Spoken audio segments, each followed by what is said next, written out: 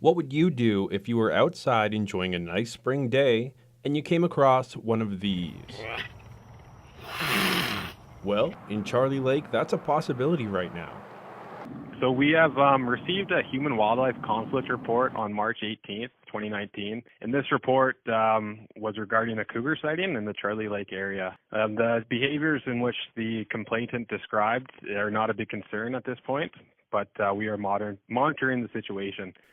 Just days after that sighting was phoned in, the Whiskey Jack Nordic Ski Club also reported evidence of a cougar on the prowl. It's important to remember that this part of Canada is home to cougars and a number of creatures, so this isn't exactly unusual. The fact of the matter is that we live in British Columbia, and that means cougars are present, and cougars coexist with us without conflict all the time. But human-wildlife encounters have been top of mind lately after a Vancouver Island family says their young son was attacked by a cougar on Friday. 7-year-old Zach Bromley was playing in his backyard when his dad Kevin says a young cougar attacked him.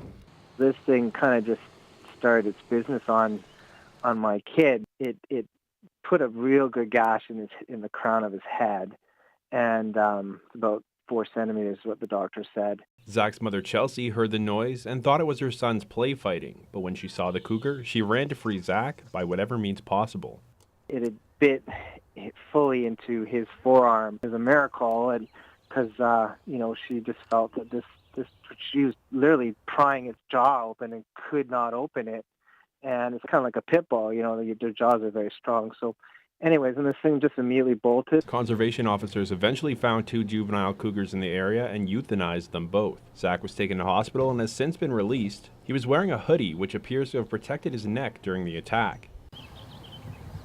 Back here in the Peace, conservation officers are offering this advice. Treat cougars the same as they would other wildlife and not go into hysteria over the matter. Manage your attractants in your yard that would bring wildlife to your residence, like bird seed, dog food, grain, hay, and just educate your families about cougars in general, how to identify them. And the main thing is to remain vigilant and to give the animals space.